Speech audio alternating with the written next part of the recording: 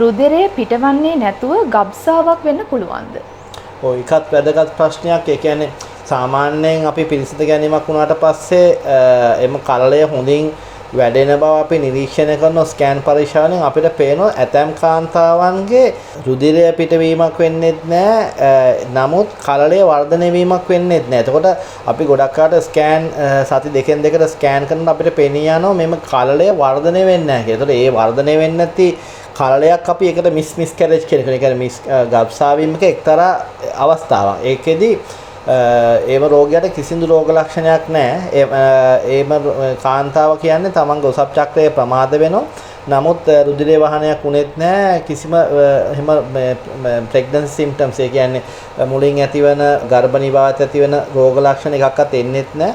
හැබැයි ස්කෑන් පරීක්ෂාවක් කරාම අපිට පේනවා සති දෙකෙන් දෙකට කරන ස්කෑන් වල කලලේ වර්ධනයක් වෙන්නේ නැහැ. ඒතකොට අපි ඒකට කියනවා මිස් කැරේජ් කියලා. ඒතකොට ඒ වගේ අවස්ථාවකදී අනිවාර්යයෙන්ම රෝගියාට ස්වාභාවිකව එම කලලයේ කොටස් ටික වතුර බෑග් එක අස් වෙන්නේ නැත්නම් අපිට ප්‍රතිකාර හෝමෝන පෙති දීලා එම කලලයේ කොටස් අයින් කරන්න සිද්ධ වෙනවා. එහෙමත් නැත්නම් බඩ සේදීමට ලක් කළා එම කලලයේ කොටස් අයින් කරන්න සිද්ධ වෙනවා.